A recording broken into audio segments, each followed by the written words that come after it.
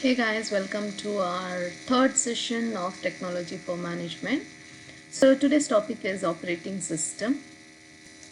So in this topic, the most one of the some of the most important questions or topics that you'll have to concentrate is operating system and its definition, then functions and components, types of operating system, then process and program, then real-time operating system, that is RTOS. Okay. So coming to our next slide. So what exactly is an operating system? So an operating system is an interface. It can be considered as an interface between a computer user and the computer hardware system.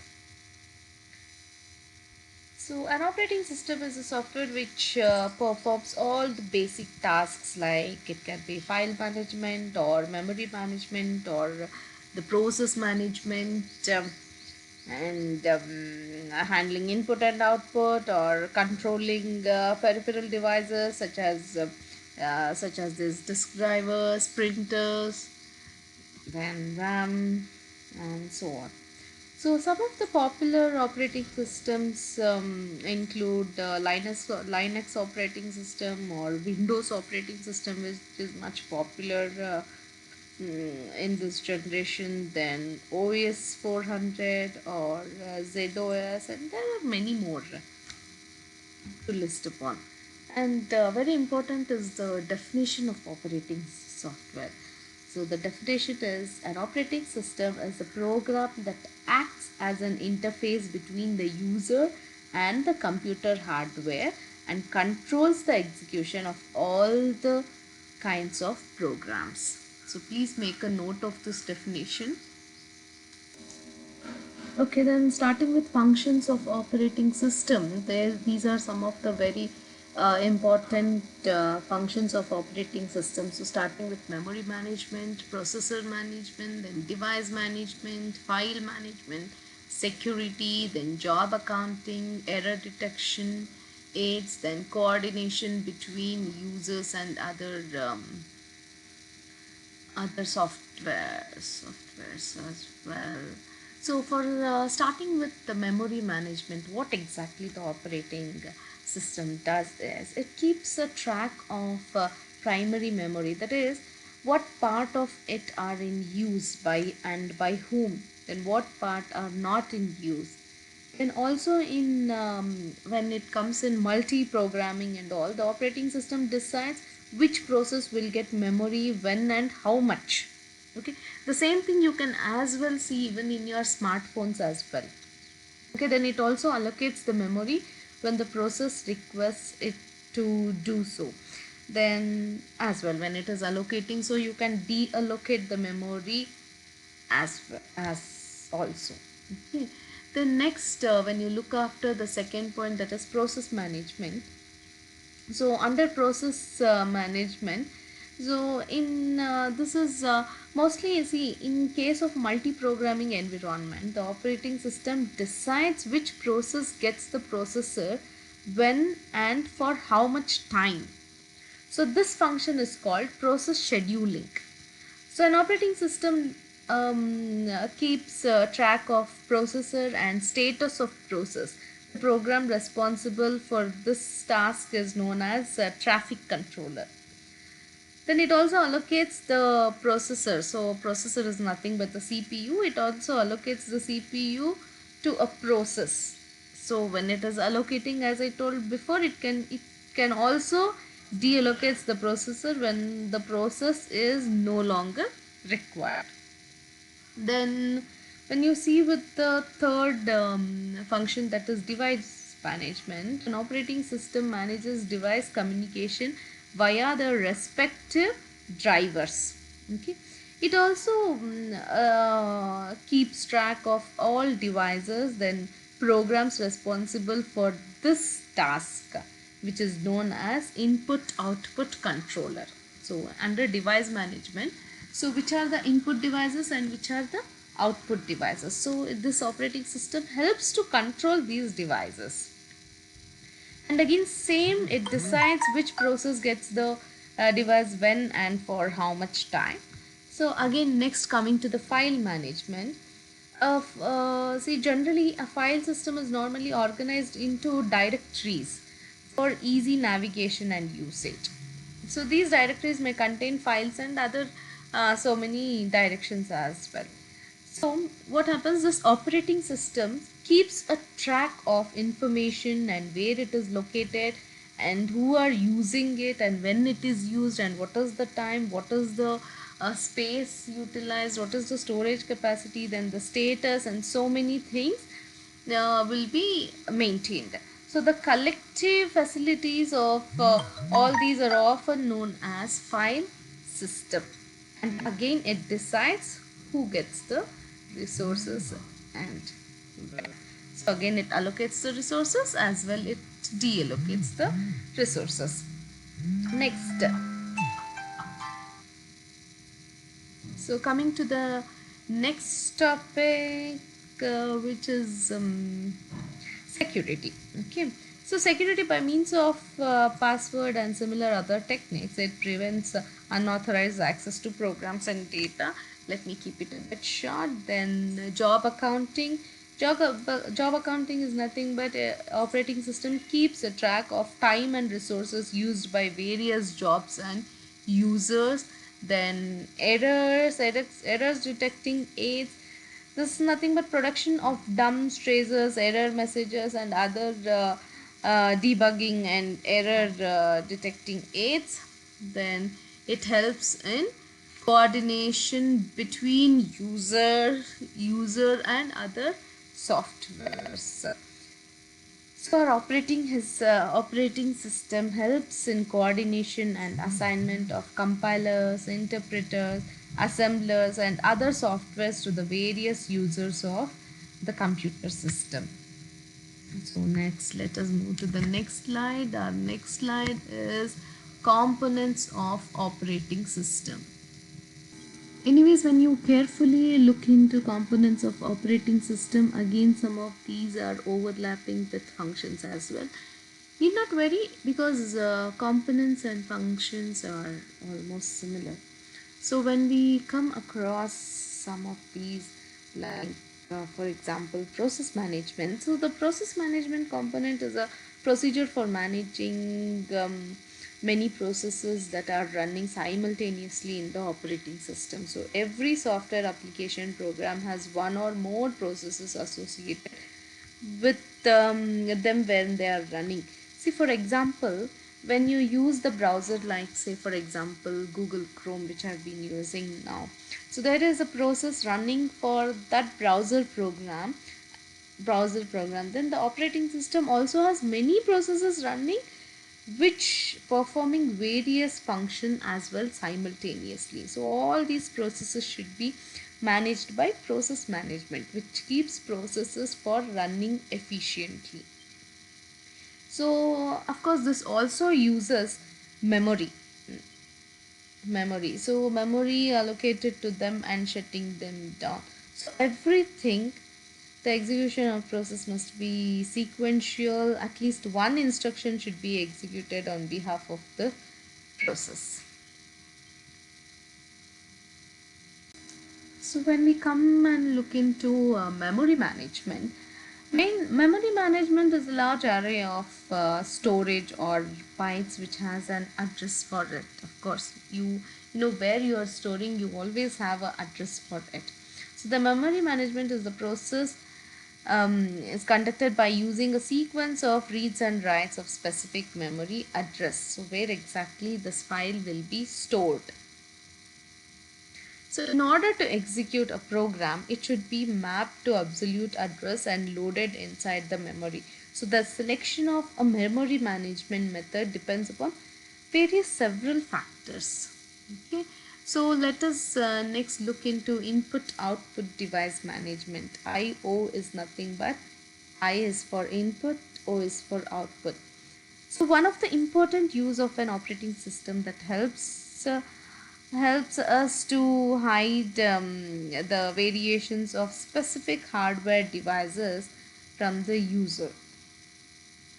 So This operating system, it offers a buffer catching system. It provides general device drivers, codes. Then input operating systems helps us to know the individualities of a specific device.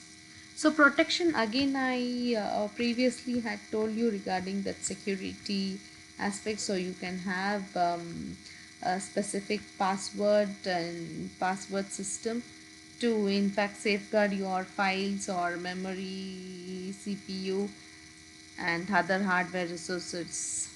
Okay, so for example, memory addresses hardware helps you to confirm that the process can be executed within its own address space. So the time ensures that no process has control of the CPU without renouncing it. So every time it asks you whether you can process and whether you will have to enter your password for processing as such. So next it is our network management. So when we are looking into our network management, it is the process of administrating and managing computer networks. So it includes performance management, then fault analysis, provisioning of networks and maintaining the quality of service. So, a distributed system is a collection of computers or processors that never share their own memory or a clock. So, in this type of system, all the processors have their local memory, and the processors communicate with each other using different communication lines like fiber optics or telephone lines. So the computer in the network are connected through a communication network which can be configured in a number of different ways with the help of network management. Then coming to network services. So this helps to access shared resources that help computation to speed up or offers data availability and reliability. Then next, looking into user interface. So the user programs can't execute IO operations directly. So the operating system should provide a medium to perform this. So it acts as an user interface. So operating system checks the capability of the program to read, write and create and also deletes files. So operating system also facilitates an exchange of information between processors executing on the same or different systems. So likewise, I think they should be fine for components of operating system. Let us look at the types of operating system. So when we look into types of operating system, so types of operating systems are classified as real-time operating system, single user at single task, then single user multitasking, then multi-users multitasking. So coming to real-time operating system, it is an operating system intended to serve real-time application that process data as it comes in, mostly without buffer delay. So the full form of RTOS is real-time operating system. So in this real-time operating system, processing time requirements are calculated in tenth of seconds increments of time. So it is mostly used for systems that provides up-to-date and minute information, say such as stock prices and so on. Then even for airline reservation system, air traffic control system, ATC, very important. Then this is a system wherein it provides immediate updating, so immediate information. So they also use for defense application system like radars and all. Then command control system, then anti-lock brake system, and even for the heart pacemaker and so on. So next, coming to single user and single task. So as the name says, an operating system that allows a single user to perform only one task at a time is called a single user and single task operating system. Functions like, say for example, printing a document, downloading images, and so on, they can be performed only one at a time. So for example, it is like MS-DOS, Palm-O operating system, and so on. So some of the advantages to mention for this single operating system are this operating system occupies less space in memory. And the disadvantage, what we can say, is it can perform only a single task at a time. Okay, so when we go to the next one, it is single user with multitasking operating system. So again, it is self-explanatory. An operating system that allows a single use to perform more than one task at a time is called single user multitasking operating system. So the examples you can say as Microsoft Windows, wherein at one point of time we can perform many operations. Then the advantage is nothing but it is the time saving, as it performs multitasking at a time, yielding a very high productivity. Okay, so disadvantages is that operating system is highly complex and occupies more space. It needs lot of storage space and lot of memory. So next, going to multi-users or multitasking operating system. So again, it is self-explanatory that permits several users to utilize the program that are concurrently running on a single network server. So the single network server is termed as terminal server, and this terminal client is the software that supports user sessions. Say for example, Unix, MVS, etc. And there are many more. I'll come to it later. Then some of the advantages are, of course, they are highly productive as it performs multiple tasks at one single click or a single point of time. It is time saving as we don't have to make changes in many desktops, instead can make changes only in one server aspects. Okay, and I'll just mention one disadvantage. It's like if the connection of the server is broken, user cannot perform any task on the client as it is connected to completely to all the devices. When the server is gone, complete network is gone. Okay. So next, this is just to mention a few future features of operating system. Otherwise, the features of operating system is like never ending. So major features are it is reliable, then operational at all times, then it will never say that this is night and I cannot work on it, and all. Then it should coordinate and have good control of input and output operations and the devices on which they are performed, then enhance time sharing, and there are many more as such. So to just name a few, these are some of the examples of computing devices which use operating systems. So one is computers, one is your mobile phones, then 3D televisions, video games, ATMs, ticket vending machines, and there are many more. And these are some of the examples which don't use operating systems. They are digital watches, speedometers, microwave ovens, then washing machine, calculators, and again many more as the list goes on.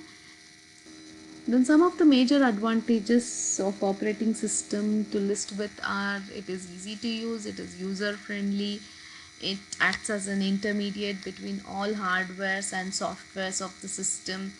Then no need to know any technical languages because it can always understand English and the language which you are comfortable with. Then it's the platform of all the programs. And to mention some of the disadvantages, these are some of the major disadvantages I can say. So if any programs affected an operating system, you may lose all the contents which have been stored already. Unwanted user can use your own system as well. So again, little bit security issues as well.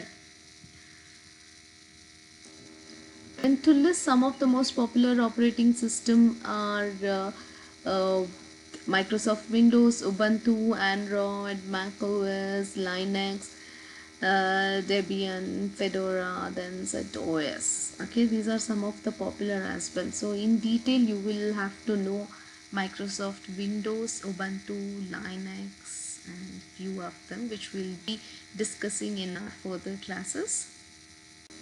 So our operating system can be classified as a command line, which is called a CLI, and GUI, which is graphical user interface, and this is very important from exam point of view.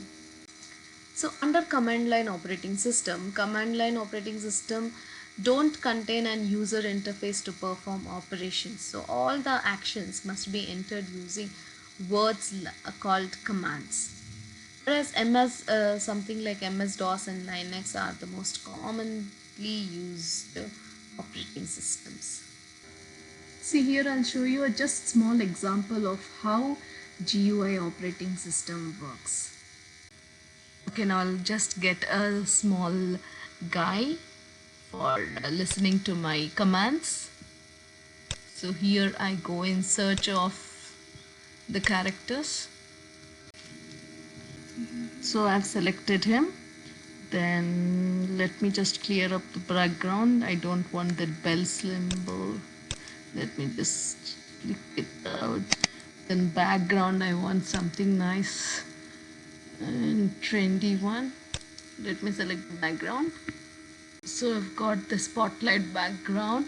Then let me make him dance a bit. Let me select the commands which are being listed here. So these are the commands wherein if I select on these, and the character will act accordingly.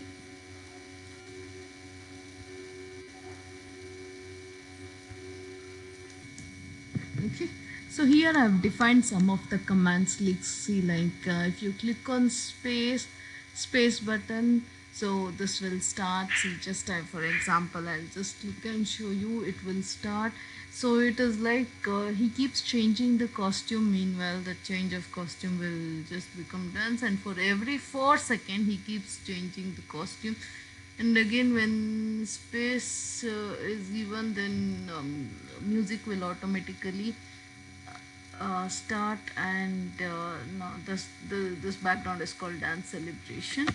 So until then, again when you click on the arrow key, then everything will be stopped. All these things, everything will be stopped.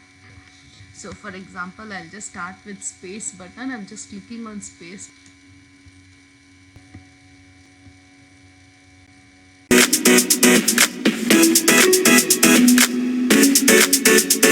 Hey.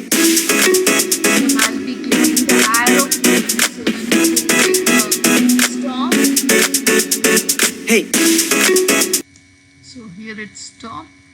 So this is what is some of the uses of graphical user interface, and this is not possible with the normal operating systems. So now looking into going back to our PPTs. So in continuation, GUI is an interface that allows user to interact with different electronic devices using icons and other visual indicators. So the graphical user interfaces were created because command line interfaces were quite complicated, and it was difficult to learn all the commands in it. So that is why just now I showed you how the commands and how the visual effects are created.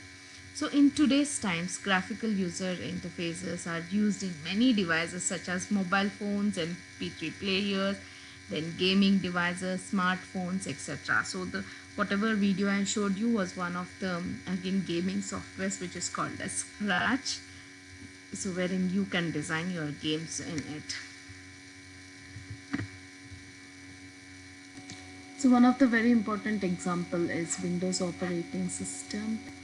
And these are some of the operating systems which are free and which are paid. So Microsoft Windows and Mac OS, they're all paid, whereas Ubuntu and Android are free operating systems. Now one of the very important aspects of GUI is again elements of GUI, which is not there in the slide, so please take down. So elements of graphical user interface is window.